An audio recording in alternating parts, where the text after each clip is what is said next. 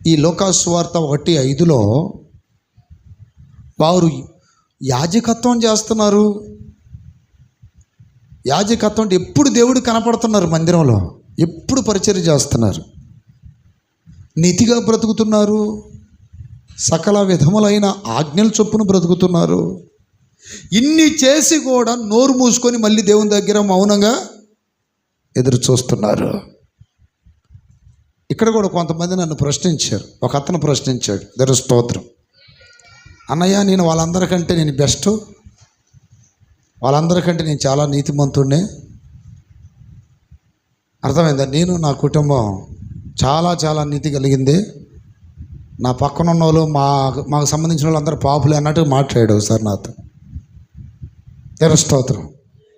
మేము కరెక్టు అయినా మాకెందుకు ఇట్టా అన్నాడు. నేను చెప్పాను, నీకు తెలియనటువంటి నీ తప్పేంటో నీకు తెలుసా అన్న. నేను కరెక్ట్ అనుకోవడమే నువ్వు చేస్తున్న పెద్ద తప్పు. ఇతరుల కంటే నేను బెటర్ అనుకున్నవాడు ఎవడండి బైబిల్లో? పరిసయ్యుడు.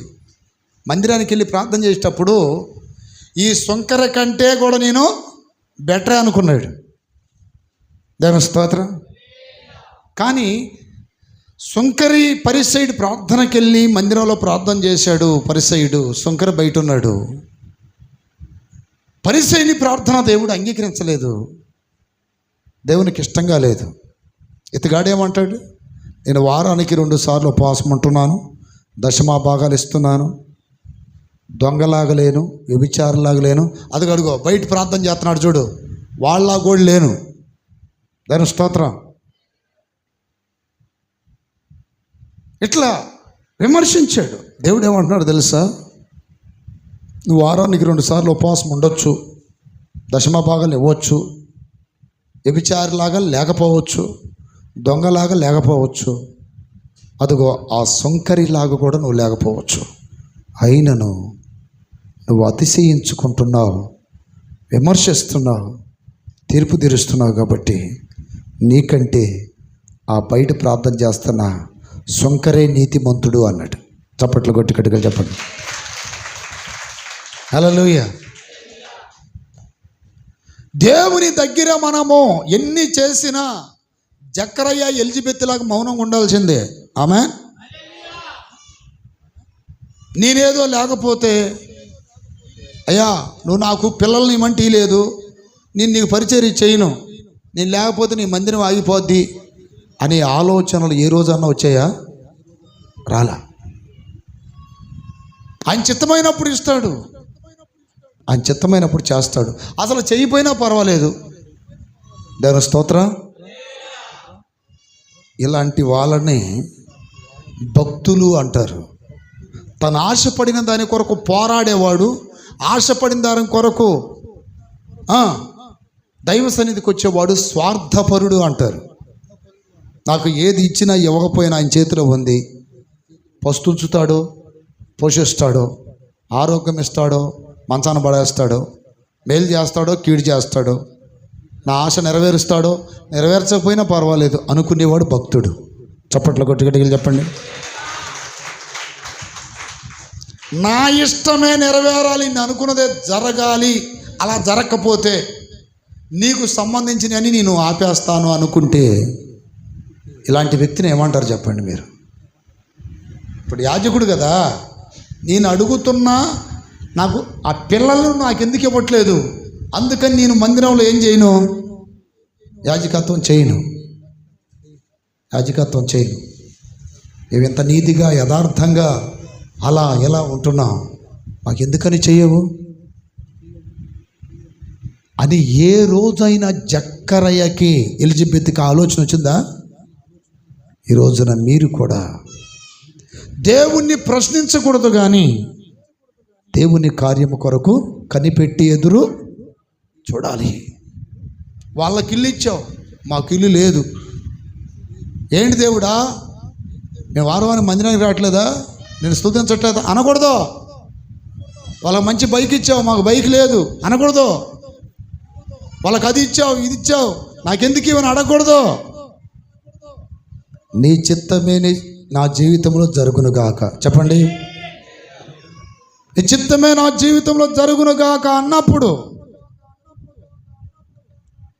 ప్రారంభ పరీక్షను నువ్వు జయించగలుగుతావు. దాని స్తోత్రం కలుగునగాక. అతన్ని సృష్టించిన దేవుడు, అతన్ని రక్షించిన దేవుడు, అతన్ని సేవకు పిలిచిన దేవుడు, అతని హృదయాంతరంగంలో ఏమున్నదో తెలియదా? అతని హృదయమును దేవుడు చూడడా? అతని ఆశను దేవుడు గమనించడా? ఈ రోజున మిమ్మల్ని దేవుడు గమనిస్తున్నాడా లేదా?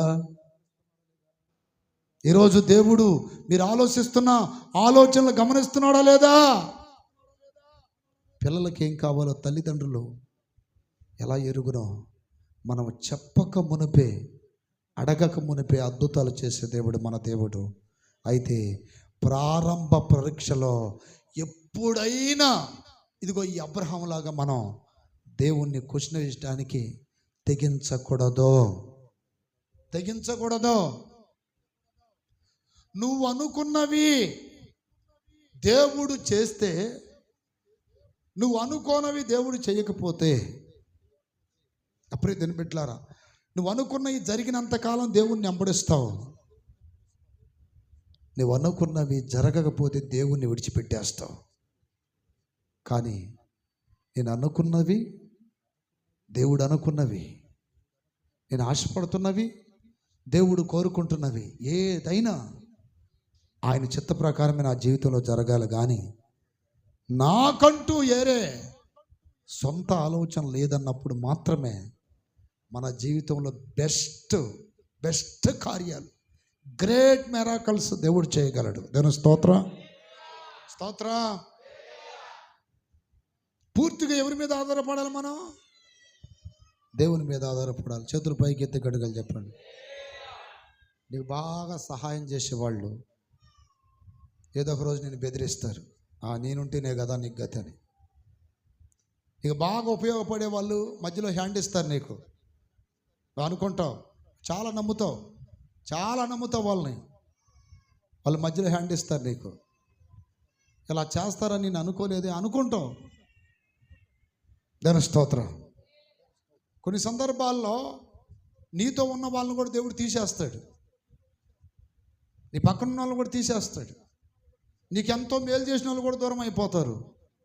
అలాంటప్పుడు కూడా నువ్వు వనకకూడదు, కదలకూడదు, భయపడకూడదు. హల్లెలూయా. నేను ఎక్కడ నిలబడ్డా? బండ పైన నిలబడ్డా. బండ కదలదు. ఆ బండ మీద నిలబడిన నేను కదలను. ఈ విధమైనటువంటి ధైర్యముతో ప్రారంభ పరీక్షలో నువ్వు నిలబడాలి. దాని స్తోత్రం కలుగునగాక.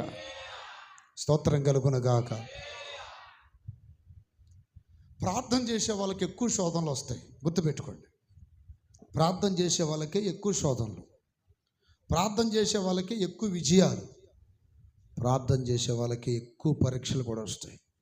ఎగ్జాంపుల్ దానియేలు ప్రార్థన ఎక్కువ చేయటం వలన తనకేమొచ్చింది? శోధన వచ్చింది. ఏ శోధన వచ్చింది? మరణకరమైన శోధన. 4 రోజుల దాకా ఏ దేవునికి మానవునికి ప్రార్థనలో మనవలో చేయకూడదు. దాని స్తోత్రం కలుగునగాక. అన్నీ ఇచ్చిన తర్వాత దేవుడు పరీక్షిస్తాడు. ఇది పరీక్ష. అది దానియేలుకి ఒక పొజిషన్ ఇచ్చాడు. దేవుడు పొజిషన్ ఇచ్చాడు. ప్రారంభంలో ఫుడ్ విషయంలో పరీక్షించాడు. ఎదిగిన తర్వాత, ఒక స్థాయికి వచ్చిన తర్వాత భక్తి విషయంలో పరీక్షించాడు. ఇప్పుడు 4 రోజుల దాకా ఏ దేవునికి ప్రార్థన చేయకూడదు, ఏ మానవునికి మనం చేయకూడదు అన్నప్పుడు దానియేలు, నేను ఒకవేళ ఈ ఆజ్ఞను మీరి నా అనుదిన అలవాటు ప్రకారం 3 సార్లు నేను ప్రార్థన చేస్తే నన్ను తీసుకెళ్ళి సింహాల బోన్లో వేస్తారు, ఆ తర్వాత నేను చచ్చిపోతాను అనే ఒక భయము అతనికి ఉండవలసింది కదా. వాక్యం ఏమని రాయబడిందంటే, దానియేలు గ్రంథం 6వ అధ్యాయం 10వ వాక్యం, ఇట్టి శాసనము సంతకము చేయబడినని ఎరిగి, చూడండి, ఇట్టి శాసనము సంతకము చేయబడినని దానియేలు తెలుసుకునినను. ఇక్కడ గమనించండి, అంటే నేను ప్రార్థన చేస్తే నన్ను తీసుకెళ్ళి సింహాల బోన్లో వేస్తారు, నా జీవితం ముగించబడిద్ది అని తెలిసినా కూడా ఈ భక్తి విషయంలో తెగించుకొని ప్రార్థన చేస్తూనే ఉన్నాడంట. దేవుని స్తోత్రం కలుగునగాక. కొన్ని పరీక్షలు మిమ్మల్ని ఒంటరినే చేస్తాయి. కొన్ని పరీక్షల్లో నీకు ఎవరు సలహా కూడా ఎవరు, ఎవరు నిన్ను ప్రోత్సహించరు, ఎవరు నీకు ధైర్యం చెప్పరు, ఎవరు ఆదరించరు. అలాంటప్పుడు కూడా నా ప్రియదేని పెట్టారు, ధైర్యంగా నిలబడాలి. అలాంటి పరీక్షల్లో కూడా సోలిపోకూడదు, వాలిపోకూడదు, కృంగిపోకూడదు. నరమాతృలైన ఈ మనుషులంతా నన్ను బెదిరించిన, నాకు దూరమైన, నన్ను పిలిచిన దేవుడు నా దగ్గరే ఉంటాడుగా, నా పక్కనే ఉంటాడుగా. నీవు ఈ ఎలిజబెత్ జకరయ్యలాగా దేవుని ఎదుట యథార్థంగా, నీతిగా, నిర్దోషంగా దేవుని ఆజ్ఞలు, కట్టడలు పాటించే విధానములో ఎక్కడ తప్పిపోకుండా ఉంటే నువ్వు ఆశించిన దానికంటే ఉన్నతమైన అద్భుత కార్యాలు దేవుడు నీ జీవితంలో చేయగలడు. దాని స్తోత్ర స్తోత్ర స్తోత్ర. నలుదిశలు ఆలోచిస్తావు, ఎవరున్నారా అని. దేవుడు అంటాడు, నలుదిశలు ఆలోచిస్తుంది నువ్వు మనుషుల కోసమా? ఈ లోక సంబంధమైన ఆశ్రయ పురాల కొరకు నువ్వు వెతుకుతుంది. నేను లేనా అంటే నా గురించి నీకు ఎక్కువ ధ్యానం లేదా? నా గురించి ఎక్కువ ఆలోచన లేదా? ఓహో, నువ్వు ఆశ్రయించిన ఆశ్రయ పర్వతాల మీద నీకు ఆలోచనలు. ప్రియదేవుని బిడ్డలారా, ఒంటరిగా నిలబడటం అనేది చాలా కష్టతరమైన విషయం.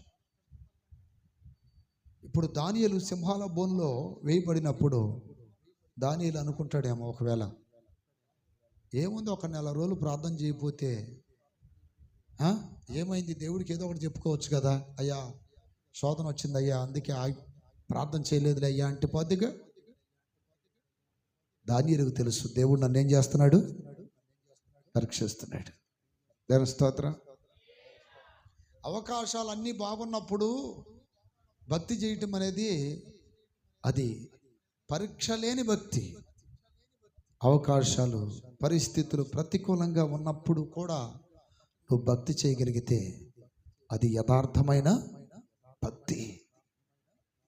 ఇప్పుడు దానియేలుని సింహాల బోన్లో వేసేటప్పుడు ఈ ముగ్గురేరి, షద్రకు, మెషకు, అబ్దెనగో, వీళ్ళు ఎక్కడ పోయారు? వాళ్ళు ఎక్కడ ఉన్నట్టు అసలుకి వచ్చారా? కనీసం పలకరించడానికి వచ్చారు దానియేలు దగ్గరికి. ముఖ్యమైన స్నేహితులేగా, వాళ్ళు పలకరించినట్టు ఏమైనా ఉందా బైబిల్లో? దేవుని స్తోత్ర. అది చెప్పాలి గట్టిగా. ప్రియ దేవుని సంగమా, కొన్ని సందర్భాల్లో దేవుడు పరీక్షిస్తాడు. అలాంటప్పుడు మనం ఆ పరీక్షలో నిలబడాలి. ఇప్పుడు యోబు ఉన్నాడు, యోబు భార్య ఉంది. అన్నీ ఇచ్చినప్పుడు యోబు భార్య బాగానే మాట్లాడింది. తీసేసినప్పుడు, ఇచ్చిన తర్వాత, అంటే ఒక స్థాయికి వచ్చిన తర్వాత దేవుడు పరీక్షించాడు యోబుని. కానీ యోబు భార్య ఫెయిల్ అయిపోయింది, యోబు మాత్రం ధైర్యంగా నిలబడ్డాడు. ఆమేన్. చరిత్రహీనురాలైంది చరిత్రలో. కానీ యోబు అంటున్నాడు, ఆయన నన్ను చంపినను ఆయన కొరకే కనిపెడతాను. వాక్యం చదవండి. దాని స్తోత్రం కలుగును గాక. ఆయన యోబు గ్రంథం, యోబు గ్రంథము, ఆయన నన్ను చంపినను, 13వ అధ్యాయం 15వ వాక్యం. ఆయన నన్ను చంపినను నేను ఆయన కొరకే కనిపెట్టుచున్నాను. గట్టిగా చెప్పండి. ఆయన నన్ను చంపినను నేను ఆయన కొరకే కనిపెట్టుచున్నాను. చతురుపైకి ఎత్తి గట్టిగా చెప్పాలి. ఈ రోజున మీరు ఎవరి కొరకు కనిపెడతారు చెప్పండి? మీరు ఎవరి కొరకు కనిపెడతారు? తన స్తోత్రం కలుగును గాక. ఆయన నన్ను చంపినను ఆయన కొరకే కనిపెడతా. కొంతమంది గుంపుతో చేస్తుంటారు భక్తి. ఇప్పుడు యోబు గుంపుతో చేసేవాడైతే స్నేహితులు తనను నిరుత్సాహపరిచినప్పుడు తన జీవితంలో ఎంతో నిరాశకి నిస్పృహలకి గురి కావలసింది కదా. భార్య కూడా ఏకీభవించినటువంటి పరీక్ష ఇది. ఏకీభవిస్తుందా? కానీ ఒక్కడే నిలబడ్డాడు చూడండి. కొన్నిసార్లు నువ్వు ఒక్కడివి ఒక్కదాని అయిపోతావు, అప్పుడు ఎవరు ఏకీభవించరు. వాళ్ళు అంటారు, ఎందుకమ్మా అంత భక్తి, ఎందుకమ్మా అంత ప్రార్థన, ఎందుకమ్మా యేసయ్య, ఎందుకమ్మా మందిరం అంటారు. నిలబడతావా? దమ్ముంటే నిలబడు. దేవుడు కొన్నిసార్లు పెట్టి పరీక్షలో ఎవ్వడూ నిలబడాడు, ఎవ్వరు నిలబడరు. దేవుని స్తోత్రం కలుగును గాక. ఎవరు నిలబడరు. ఈ గుంపుతో భక్తి చేసే వాళ్ళందరూ ఏం చేస్తారంటే, ఏంట్రా నీ సంగతి, నా సంగతి ఇదే అన్నాడు అనుకో, ఈ అడిగేవాడు ఉంటాడు, ఈడు కూడా చిన్నగా వాడి దారి పడతాడు. ఇది నిజమైన భక్తి కాదు. దేవుడు చెయ్యి పట్టుకున్నవాడు ఏమంటాడంటే, ఆయన నన్ను చంపినను ఆయన కొరకే కనిపెడుతున్నాను. హల్లెలూయా. ఆయన కొరకే కనిపెడుచున్నాను. తన స్తోత్ర. ఏబు దేవుణ్ణి తిట్టేసి సావు, ఇంకో దేవుడిని నమ్ముకుందాం మనం. ఈ దేవుడు మనకేం చేశాడు? పిల్లలు లేకుండా చేశాడు. ఈ దేవుడు మన ఆస్తులన్నీ బాగొట్టాడు. ఈ దేవుడు ఏం చేశాడు? ఇంకా దేవుడు అంటావే, దేవుని దూషించి సావు అన్నప్పుడు, అవునే నాకు కూడా అదే ఆలోచన వస్తుంది, అదే ఆలోచన వస్తుంది, సరేనే ఇంకో దేవుడిని నమ్ముకుందాం పాయే అన్నాడా? భక్తిలో స్ట్రాంగ్ ఏబు. చప్పట్లో గట్టిగా చెప్పండి. హల్లెలూయా. ఆయన నన్ను చంపినను. ఇదే మాట ఎవరన్నారు?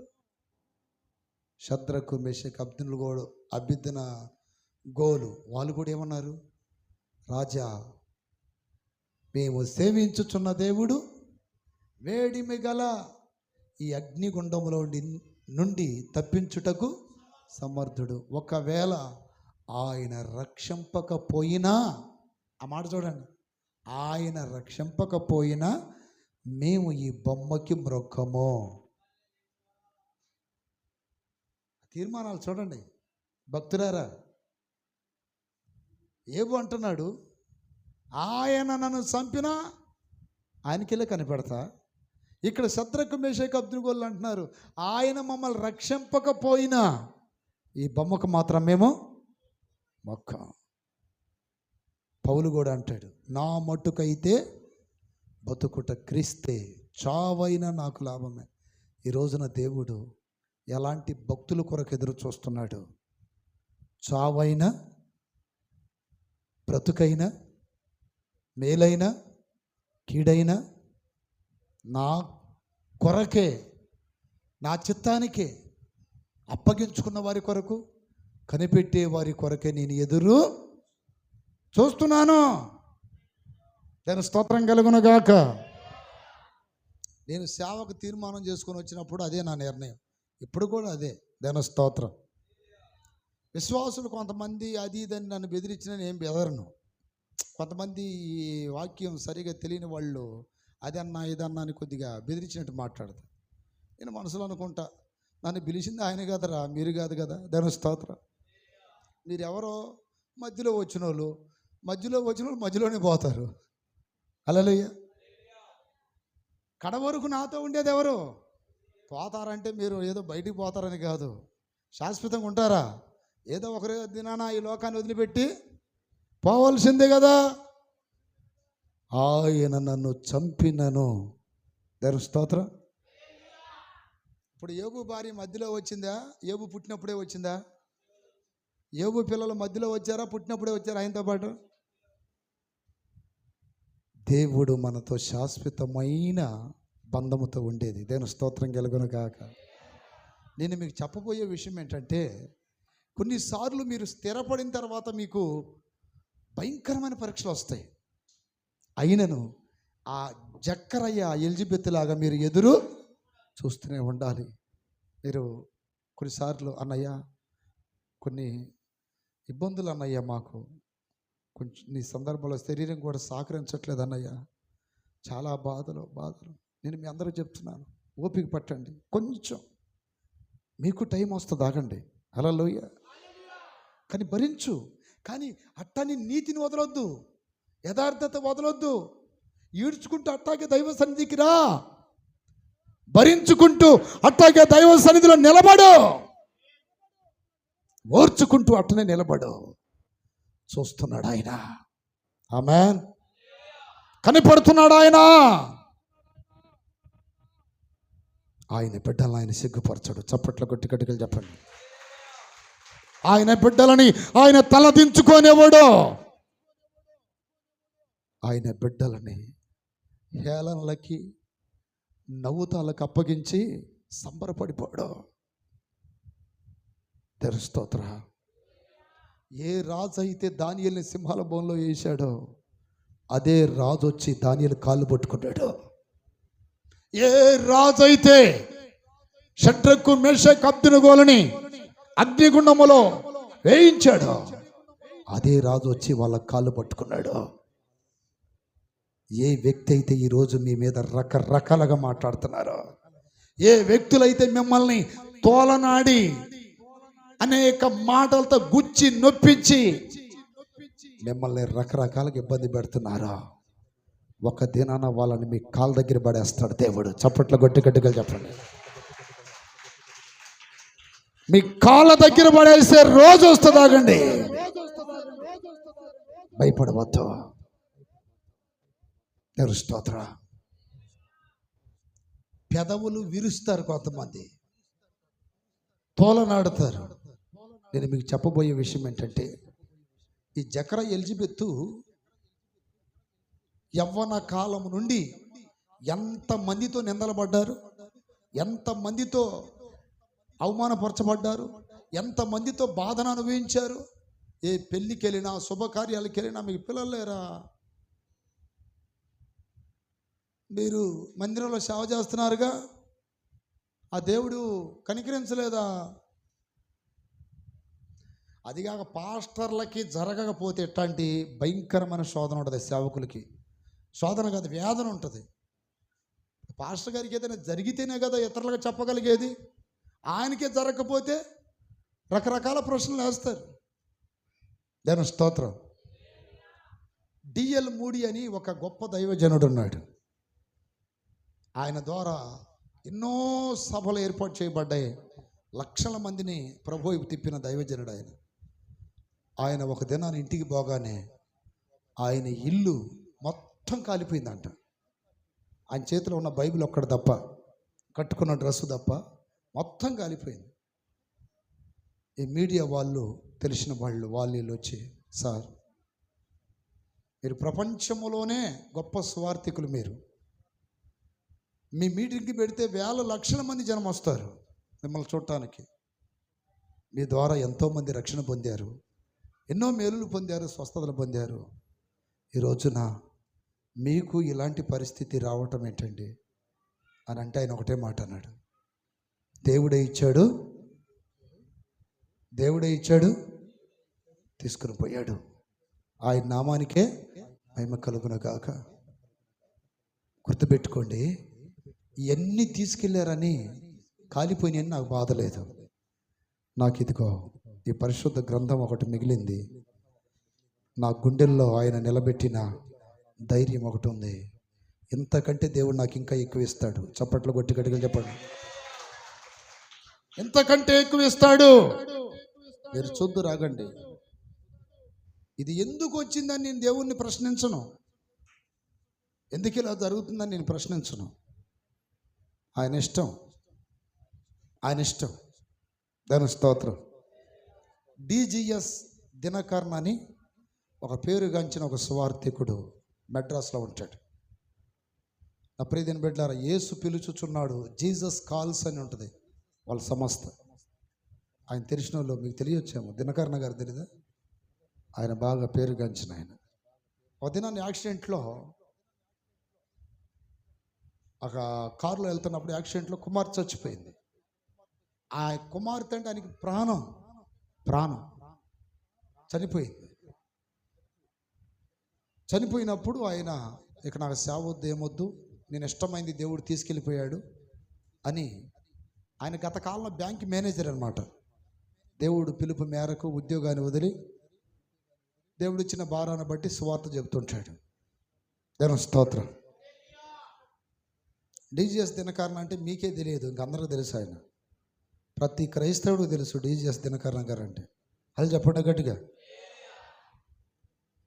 అయితే నా ప్రియమైన బిడ్డలారా, కొంతమంది ఆయన దగ్గరికి వచ్చి అన్నారంట, సార్ మీ ద్వారా ఎంతోమంది స్వస్థతలు పొందారు, ఎన్నో అద్భుతాలు పొందారు, ఎంతోమంది రౌడీలు, గోండాలు, భయంకరమైన వ్యభిచారులు కూడా మారారు, అలాంటిది మీకు ఇలా జరగటం ఏంటి సార్ అని అడిగితే ఆయన ఒక మాట అన్నాడంట. ఒక పూల తోట ఉంది, ఆ పూల తోటకి ఒకడు కావలివాడున్నాడు, ఆ పూల తోటకి ఒక యజమానుడు ఉన్నాడు. ఆ పూల తోటలో ఒక పువ్వు, ఒక గులాబీ పువ్వు బాగా వికసించింది. ఆ కావలివాడు రోజు నీళ్లు పోసి స్పెషల్గా ఆ చెట్టుని బాగా పెంచుతున్నాడు. ఎందుకంటే ఆ పువ్వు కోసం తను చాలా చాలా జాగ్రత్తగా ఆ పువ్వుని చూసుకుంటూ ఉండేవాడు. చాలా ఇష్టపడ్డాడు కూడా. ఒకరోజు ఆ తోట యజమానుడు వచ్చి, చాలా పూలు అక్కడ కనపడిన ఆ పువ్వు మీద ఆయన దృష్టి పడింది, తెంచేసుకున్నాడు. ఈ కావలి వానికి బాధ కలిగింది, నేను ఇష్టపడ్డ పువ్వునే నా యజమానుడు తుంచేశాడు, తెంచుకొని పోతున్నాడు అని. కానీ యజమానుని అడగలడా? ఆ పువ్వుని ఎందుకు తెంచుకున్నావని అడగలడా? తోట అయింది, ఇక్కడ ఉన్న అవన్నీ ఆయనవి, నేను ఆయన దగ్గర జస్ట్ సేవకుణ్ణి. ఆయనకి ఇష్టమైంది ఏదైనా తెంచుకొని పోతాడు. అదే రీతిగా ఈ లోకములో నేను కూడా ఒక సేవకుణ్ణి అంతే. ఆ పువ్వు లాంటిది నా కూతురు. యజమానుడు దేవుడు, నేను కావలి వాడను, కావల కాసనే తప్ప ఆ పువ్వు మీద అధికారం నేను పొందలేదు. ఆయనకి నచ్చింది ఏం చేశాడు? తెంచుకొని పోయాడు. వద్దనడానికి నేనెవరిని? దేవుని స్తోత్రం కలుగును గాక. నీకు ఏది ఉంచాలన్నా తెంచాలన్నా దేవుడి చేతిలో ఉంది, అడగటానికి నువ్వెవరివి? దేవుని స్తోత్రం. ప్రశ్నించడానికి నువ్వెవరివి అంటున్నాడు దేవుడు. హల్లెలూయా. ఆయన ఇష్టం, ఆరోగ్యం ఇస్తాడు లేకపోతే అనారోగ్య పాలు చేస్తాడు, ఆయన ఇష్టం. ఆయన ఇష్టం, సమృద్ధితో ఉంచుతాడు, అవసరమైతే దరిద్రులుగా కూడా చేస్తాడు, ఆయన ఇష్టం. అవసరమైతే గాయపరుస్తాడు, ఆయనకి ఇష్టమైతే స్వస్థపరుస్తాడు. అన్నీ ఆయన చేతిలో ఉన్నాయి. ఏ స్థితిలో ఉంచినా ఆ పరీక్షలో మనం పాస్ అవ్వాలి. చప్పట్ల కొట్టి గట్టిగా చెప్పండి హల్లెలూయా. ఏ స్థితిలో ఉంచినా, ఇప్పుడు నేను ఉన్నాను, దేవుడు ఏదో కొంత ఒక చిన్న పరిచయం ఇచ్చాడు మనకి. ఈ పరిచయాన్ని బట్టి దేవా స్తోత్రం అని చెప్పడమే. నేను కాదు అల్లది వాళ్ళలాగా ఉండాలి, వీళ్ళలాగా ఉండాలంటే కుదరదు. దేవుడు అంటాడు, ఓయ్ ఈ స్థితిలోనే ఉండాలని నా ఇష్టం, నువ్వు అట్టుండాలి ఇట్టుండాలని నువ్వు కోరుకుంటే అది నీ ఇష్టమైతే. దేవుని స్తోత్రం కలుగునుగాక. నిన్ను ఏ స్థితిలో పిలిచానో ఆ స్థితిలో నమ్మకంగా నా పని చెయ్యాలి. చప్పట్లు కొట్టి గట్టిగా. మీకు కూడా చెప్తున్నాను, మీ పక్కమట వాళ్ళు లక్షలాధికారులు కావచ్చు, మీకు ఏ పూట కాపూట తెచ్చుకునే పరిస్థితులు కావచ్చు. మీరు ఏ స్థితిలో ఉన్నారో ఆ స్థితిని బట్టి దేవుణ్ణి కనపరచండి. హల్లెలూయా. ఏ స్థితిలో ఉన్నారో ఆ స్థితిని బట్టి దేవుని కనపరచండి.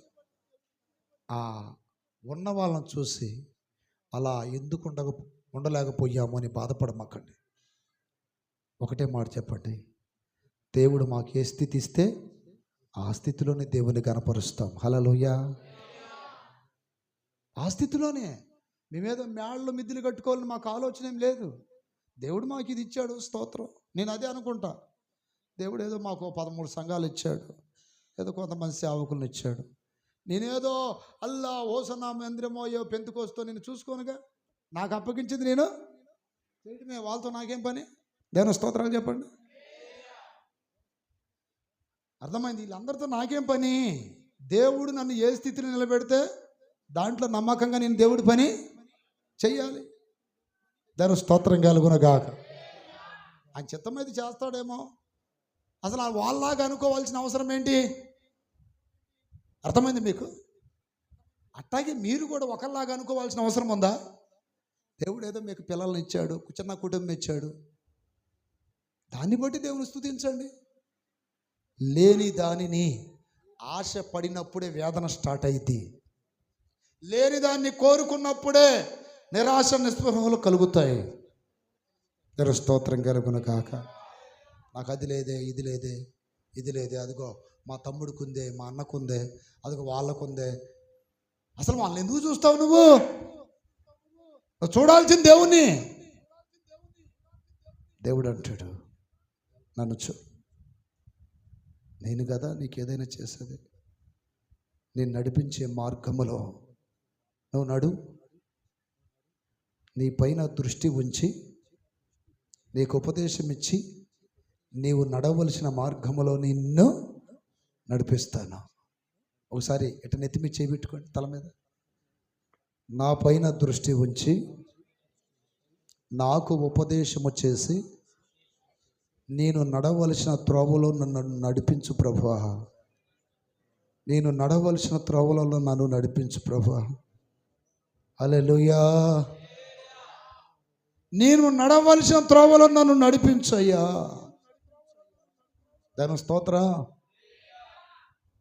నా పైన దృష్టి ఉంచి నాకు ఉపదేశమిచ్చి నన్ను నడిపించిన నజరేయుడా. హల్లెలూయా. ఇప్పుడు ఒకరి వైపు చూసినప్పుడే మనకు బాధ కలిగిద్ది. ఇప్పుడు ఎగ్జాంపుల్ చెప్తానండి. ఇప్పుడు జక్కరయ్య పాస్టర్ గారు ఇప్పుడు ఆ చర్చికి ఎంతమంది పిల్లలతో వచ్చి ఉంటారు, కుటుంబాలతో. బాధ కలగలేదా? బాధ కలిగిందా లేదా? కలగదా? ఆ మాటలు మీకు అర్థమవుతున్నాయా లేదా? ఇప్పుడు ఎంతమంది ఆ చర్చికి భార్యలతో పిల్లలతో వచ్చినప్పుడు ఆ పిల్లలను చూసినప్పుడు ఎంత బాధపడిపోయి ఉంటాడు అతను. నాకు కూడా పిల్లలు ఉంటే ఎంత బాగుండేది, ముచ్చటగా పారాడతా కాలు చుట్టూ తిరిగే వాళ్ళే కదా. అసలు ఆశన రానిచ్చాడు మనసులోకి. దాని స్తోత్రం. నా ఆశ నీవయ్యా, నా ధ్యాస నీవయ్యా, నా ఆశ నీవయ్యా, నా ధ్యాస నీవయ్యా. యేసయ్యా యేసయ్యా యేసయ్యా నా యేసయ్యా యేసయ్యా యేసయ్యా యేసయ్యా నా ఆశ నీవయ్యా, నా ధ్యాస నీవయ్యా. గ్లోరీ. ఆశ నీవయ్యా, ఆమేన్. నా ఆశ నీవయ్యా. హల్లెలూయా. యోబు ఒక స్థాయికి వచ్చిన తర్వాత దేవుడు పరీక్షిస్తే పాస్ అయ్యాడు. ముగింపులో 2 అంతల ఆశీర్వాదం ఇచ్చాడు. చప్పట్లు కొట్టి గట్టిగా చెప్పండి. ఎన్నంతలు? సిగ్గుపరచలేదుగా. అలాగే ఎలిజబెత్ జకరయ్యను కూడా దేవుడు సిగ్గుపరిచాడా? 100 మందికి సమానుడైన ఒక కుమారుడిని ఇచ్చాడు. బైబిల్లో బాప్తిస్మిచ్చు యోహాను గురించి ఏమని రాయబడిందో తెలుసా? స్త్రీలు కనిన వారిలో యోహాను కంటే గొప్పవాడు ఎవ్వడూ పుట్టలేదంట ఇంతవరకు. మనమందరం ఎవరో ఒక తల్లి కంటినే కదా పుట్టింది.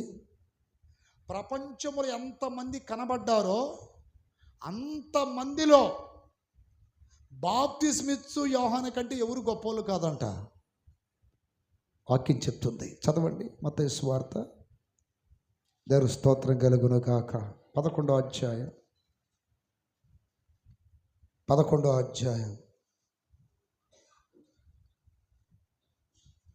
11. స్త్రీలు కనిన వారిలో గొప్పవాడు పుట్టలేదని నిశ్చయముగా మీతో చెప్పుచున్నాను. చాలు. స్త్రీలు కనిన వారిలో బాప్తిస్మమిచ్చు యోహాను కంటే గొప్పవారు ఎవ్వరూ పుట్టలేదంటండి. గొప్పవాడు పుట్టాడు. దేవుని స్తోత్రం కలుగును గాక. లేట్ అయినా గొప్ప కార్యం జరిగిందా లేదా? ఈ రోజున లేట్ అయినా గొప్ప కార్యం జరిగిద్ది. అప్పటిదాకా నీతిని కొలిపోవద్దు, యథార్థంతో కొలిపోవద్దు. అప్పటిదాకా నీ నిర్దోషత్వమును కొలిపోవద్దు. ఎక్కడ తప్పు చేయొద్దు. వాళ్ళు అనే మాటలు నిరాశ చెందొద్దు. అంత నీతిగా ఎందుకురా, అంత నీతిగా ఎందుకు బ్రతకాలరా? ఏం చేశాడు దేవుడు? నువ్వు ఎదురు చూస్తూనే ఉండాలి. దేవుడు స్తోత్రం కలుగును గాక. ఎదురు చూస్తూనే ఉండాలి. అన్నని ఇందాక చెప్పావు కదా, పెదవులో విరుస్తారు. ఇంకొంతమంది అంటారు, జరిగేదైతే ఎప్పుడో జరగకపోయిందా, ఇంకేందయ్యా జరిగేది అనరా? జరిగేదైతే ఎప్పుడో. దేవుని స్తోత్రం కలుగును గాక. గొప్పవాడు పుట్టాడు. దానియేలు ఒక స్థాయికి వచ్చిన తర్వాత పరీక్షలు ఎదుర్కొన్నందుకు దానియేలుని అంట దేవుడు, దానియేలు గ్రంథం తీయండి, బహుగా హెచ్చించి, దేవుని స్తోత్రం కలుగును గాక. ఎలా హెచ్చించాడు? బహుగా హెచ్చించి. దేవుని స్తోత్రం. 6వ అధ్యాయం 5వ అధ్యాయం అదేనా? దేవుని స్తోత్రం కలుగును గాక. దానియేలుని బహుగా హెచ్చించి అనే మాట ఉంటుందండి. దేవుని స్తోత్రం.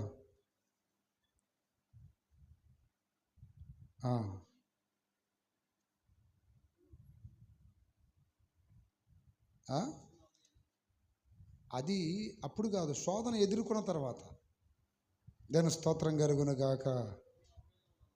చదువు.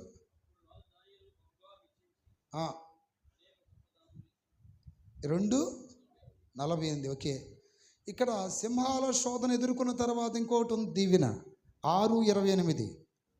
ఈ దానియేలు దర్యావేషు ప్రభుత్వ కాలమందును పారసీకుడగు కోరేషు ప్రభుత్వ కాలమందును వర్ధిల్లెను. చప్పట్లు కొట్టి గట్టిగా చెప్పండి హల్లెలూయా. ఇప్పుడు అతనికి వచ్చిన శోధనలో నిలబడినందుకు దేవుడు అతన్ని వర్ధిల్లేటట్టు చేశాడు. కొంతకాలం ఎదురు చూడండి, కానీ ప్రారంభ పరీక్షలో నిలబడాలి. ఒక స్థాయికి వచ్చినప్పుడు అప్పుడు పెట్టే పరీక్షలో కూడా నిలబడాలి. చివరికి దేవుడు గొప్ప కార్యాలు చేస్తాడు. యోబుకు 200 దీవెనైతే దానియేలు అంట బహుగా వర్ధిల్లాడంట. అలాగే ఎదురు చూసిన జకర్య, ఎలిజబెతుల జీవితంలో స్త్రీలు కనిన వారిలో యోహాను కంటే గొప్పవాడు ఎవరో పుట్టలేదని రాయబడినట్టుగా గొప్ప కుమారుని దేవుడు ఇచ్చాడు. ఈ రోజున గొప్ప కార్యాలు నీ జీవితంలో జరగాలి అంటే కొన్ని పరీక్షలు నువ్వు రాయాల్సిందే. కొన్ని సందర్భాల్లో మౌనంగా ఉండాల్సిందే. కొన్ని సందర్భాల్లో అవమానాలు ఎదుర్కోవలసిందే. కొన్ని సందర్భాలలో ఆర్థిక ఇబ్బందులు ఎదుర్కోవలసిందే. కొన్ని సందర్భాలలో నువ్వు చీకటిని చీల్చుకుంటూ చీకటి మార్గంలో వెళ్ళాల్సిందే. కొన్ని సందర్భాల్లో తలదించుకొని వంగాల్సిందే. పొదల దగ్గర ఏం దించాలి? పొద వస్తున్నప్పుడు ఏం చేస్తారు? తలదించాలి. దాని స్తోత్ర. కొన్నిసార్లు ఇట్లా, ఇదిగో ఇది నీకు అన్యాయం జరుగుతున్నా తల ఉంచాల్సింది. కోపం వస్తుంది. అసలు నేను ఏం తప్పు చేశాను, నాకెందుకు ఇలా అనిపిస్తుంది. నాకంటే ఎక్కువ ఆలోచన గలవాడు నా దేవుడు. ఏదో చేస్తాడు, అందుకని మౌనంగా ఉంటున్నాను. నా సమస్యలు, నా భారాలని దేవుడి మీద మోపుతున్నాను. చేస్తాడు దేవుడు. అయినను నీతి తప్పను, అయినను యథార్థత వదలను, అయినను దేవుని చిత్తానికి వ్యతిరేకంగా నేను ప్రవర్తించను. దేవుడు నడిపించినంతకాలం సాగిపోతూనే ఉంటాను. చెయ్యాలా లేదా, ఇవ్వాలా లేదా అన్నది ఆయన చేతిలో ఉంది. ఆయన చిత్తమే నా జీవితంలో. లేచి నిలబడండి. ప్రియ దేవుని సంఘమా, విశ్వాసులారా, మీ జీవితంలో దేవుడు గొప్ప కార్యాలు చెయ్యాలి, అద్భుత కార్యాలు చెయ్యాలి, ఆశ్చర్య కార్యాలు చెయ్యాలి అని మీరు అనుకుంటే ఈ 2 పరీక్షల్లో మీరు నిలబడాలి. ప్రారంభ పరీక్ష, స్థిరపడిన తర్వాత వచ్చే పరీక్ష. 2 పరీక్షలను నిలబడాలి. ఏమీ లేనప్పుడు దేవుడు నిన్ను పరీక్షిస్తాడు. ఏమీ లేనప్పుడు పరీక్షిస్తాడు. ఎన్ని అవమానాలు, ఎన్ని సూటిపోటి మాటలు, ఎన్ని నిందలు, ఎన్ని వ్యతిరేకతలు, ఎన్ని తలవంపులు ఎలిజబెత్ జకరియలు ఎదుర్కొన్నారు. దేవునికి అప్పగించుకున్నారు. దేవుని చిత్తానికి లోబడిపోయారు. దేవుని దగ్గర పోరాడలా, మాకు అదే కావాలని పట్టుకొని కూర్చోలా.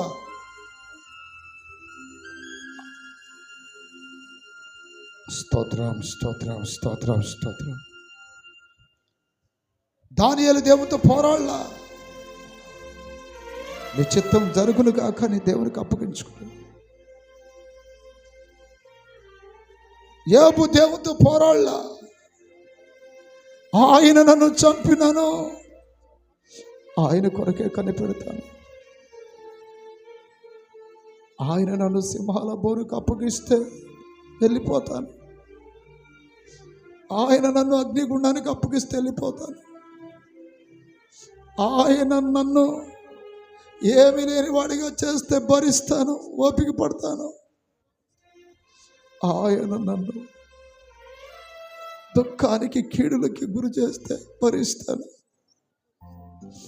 ఏదో ఒక దినాన ఆయన నన్ను చూస్తాడు, ఏదో ఒక దినాన నాకు న్యాయం చేస్తాడు, ఏదో ఒక దినాన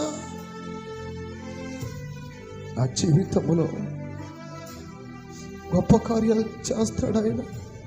ఆయనను నీతి తప్పను, యథార్థత మానుకోను, దోషము చేయను, ఆయన ఆజ్ఞలను మేరను, ఆయన మార్గంలో నడుస్తాను. ఇలా అప్పగించుకోగలవా? ఇలా అప్పగించుకోగలవా? ఇలా అప్పగించుకోగల దేవునికి స్తోత్ర స్తోత్రం.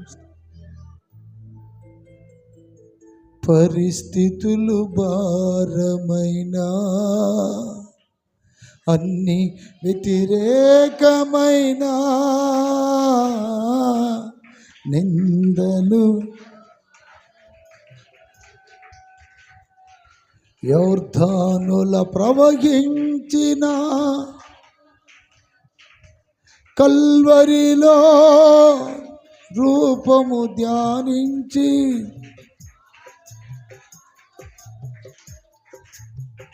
ఏమైనా ఏదైనా ఏమైనా ఏదైనా నీ చిత్తమే నాలో.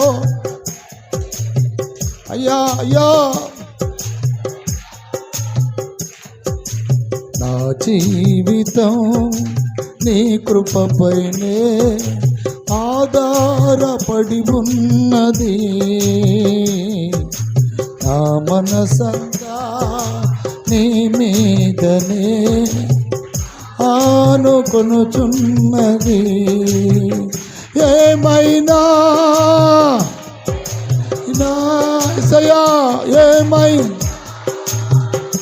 ఏదైనా నీ చిత్తమే నాలో నెరవేర్చుము. నీ కొరకే నీ చిత్తము పడాలి. గ్లోరీ. నీ కొరకే నీ చిత్తమే నాలో. షాపా రకాల ఉర్రా బాబా. ఏమైనా ఏదైనా ఏదైనా నీ చిత్తమే నాలో నెరవేర్చుము. నీ కొరకే నీ చిత్తమే నాలో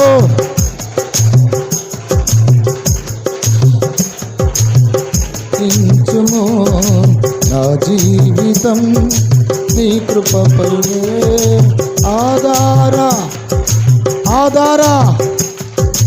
ఆధారపడి ఉన్నది. ఆమేన్. స్తోత్రం స్తోత్రం స్తోత్రం స్తోత్రం స్తోత్రం. హల్లెలూయా హల్లెలూయా. ప్రార్థన చేయండి, కొన్ని నిమిషాలు ప్రార్థన చేయండి.